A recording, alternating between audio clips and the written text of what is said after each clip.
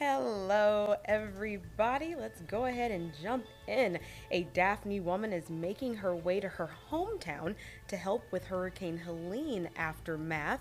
And a local college football player arrested and kicked off the team. Plus, it's week 8 of high school football, and we're talking game of the week.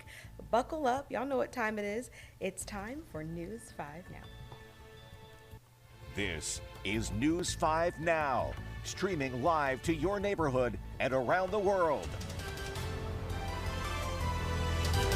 What's up, Internet family? It's Akivia McFarland here. It's Friday, so we are here together for News 5 Now.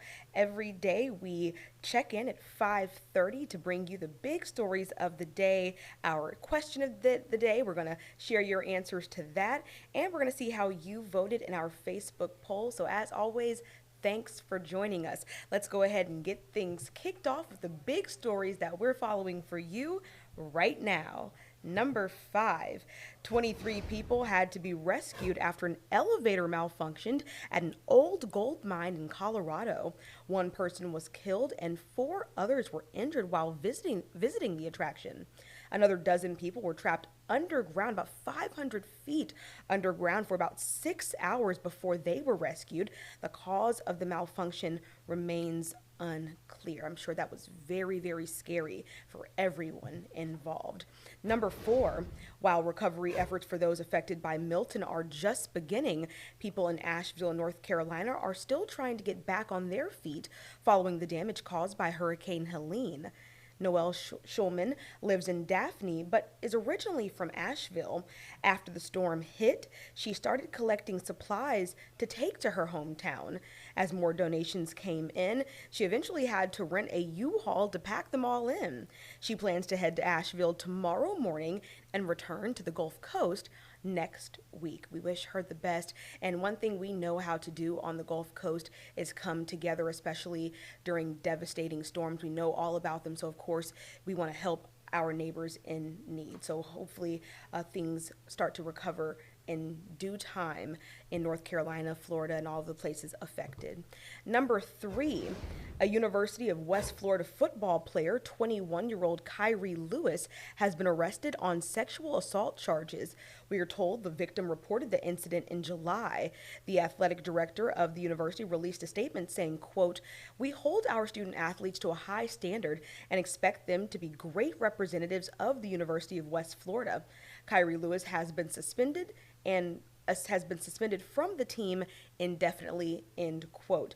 Lewis was a football player at Blount High School in Mobile after heading to William Penn University for college. He transferred to UWF after his sophomore year. Number 2, a 75-year-old man has died after trying to rescue a relative on Dauphin Island. Police say the man rushed into the water yesterday morning to save his 5-year-old grandson. Police say the boy's brother went into the water after seeing his brother and his grandfather go under. The 2 boys made it back to shore, but the grandfather was brought back by local surfers. The man was flown to the hospital where he was pronounced dead. That is such a sad, sad story. Let's please keep that family in our thoughts and prayers. We're so happy that the young boy is okay, but definitely sad to hear about the passing of their grandfather. So please keep them close and near and dear to your hearts at this time. And number 1, it's week 8 of high school football, and our sports team is gearing up for an exciting night. Tonight's game of the week will be the Saraland Spartans facing the St. Paul Saints at E.E. Delaney Stadium. It's a big Class 6A Region 1 game for the teams. Other big games tonight include number 10 Baker at Foley, Fairhope at number 6 MGM, Gulf Shores at Spanish Fort, number 4 Viger at Faith Academy, and number 9 Williamson at UMS. So that is a look at our big stories that we are following for you this hour. But what's next? You know what's next. We're about to get things kicked off with our question of the day and share your answer. So here's the question. Let's give you a little background first. Consumer Reports is calling for a federal ban on baby walkers, which reportedly injure thousands of infants each year. Now, here's the question. Have you had a close call or worse with these wheeled devices? And that is what we're about to get into. We're about to check the answers you guys had to say. So let's go ahead and get in here. We're going to start with Carrie Shaw Daughtery. And she says, frankly, the federal ban needs to be on federal interference. We do not need a nanny state to decide what is best for our children. 11 people thumbs that up and I guess agree with that. People want to be able to parent their children how they want to. And I guess it's not a bad idea, not a bad thought. And I can see why people certainly feel like, just kind of let us do our thing. All right.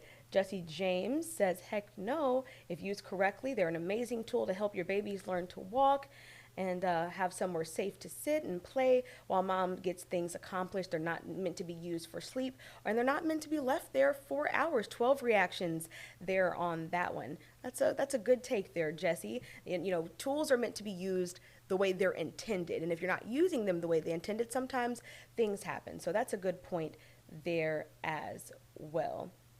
Let's see what else you guys have to say. Let's read through some comments. Gary Black says, I raised 3 kids. None of them got hurt by their walker. So there you go. Got someone here saying, Felita Keen, give me a break. This is ridiculous. How about parents not be negligent? Take care of your kids. Supervise your children. There you go. Definitely parental supervision is needed when your kids are that little. And they're going to need parental supervision for a long time past that, too. Let's see. What else is being said here? John Crutchfield says, soon they'll be wanting to ban bicycles without training wheels. We'll have to see. Hopefully kids don't get hurt. I know when I was learning how to ride a bike and I had my training wheels, when I got those things taken off, I took a tumble or two. I think I actually took a tumble or two with the training wheels. So, falling and scraping your knee from time to time, it happens. I hope they don't ban bicycles without training wheels.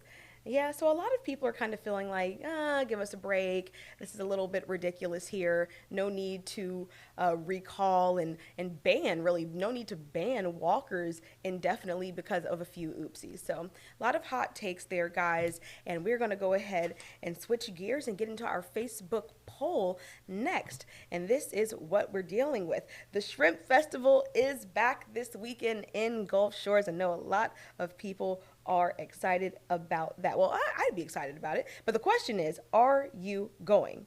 I'm actually very surprised by this poll. Y'all, I'm just now seeing this. This is brand new. I'm learning this with you at the same time. 72% of you say no. You're not going? Come on. It's the Shrimp Festival, and you're getting more than just shrimp there. There's all sorts of yummy stuff, but 28% of you say you are going. Look, I'm not going to give you no people that hard of a time. Maybe you have plans already. Maybe, you've already got things slotted. Maybe seafood's not your jam, or maybe you eat seafood all the time, shrimp specifically so much because you live on the Gulf Coast. You're just like, that's an everyday thing for me. I don't need a festival per se to get my seafood intake. So cool. Whether you're going or not, have a good time, enjoy yourself. And if you are going to go, eat all of the seafood, all of the shrimp to your heart's content. Now, what's next? You're going to head over to Facebook, like the WKRG page, and get ready to answer our next question of the day and Facebook poll. But the next question of the day is, your friend loves a candidate that you don't. Can your friendship survive this? I'm very curious to see what you all have to say about that. I feel like relationships should be able to survive this. That's just my opinion. I believe that people should be able to disagree and still move forward hand in hand. People have different views on things. And our next Facebook poll, we want you to vote on this. Most NFL players polled say Taylor Swift's presence at football games has a positive impact. Do you agree with that? Are you a Swiftie or are you not a Swiftie? And do you agree that her presence has a positive impact? Who knows? A lot of hot takes on Taylor Swift all the time. So come back here Monday. You've got all weekend to chime in your answers, and we're going to tell you on Monday how you voted. But in the meantime, we want you to go ahead and turn on your TV if it's not on already. Catch up on the rest of the CBS Evening News with Nora O'Donnell, and that way come 6 o'clock, you know what I'm going to say, you'll be right where you need to be for WKRG News 5 at 6, and then we'll get to catch up on the rest of our news. As always, Facebook family, internet family, wherever you're tuning in from, thank you so much for joining me for News 5 Now. We'll catch you next time.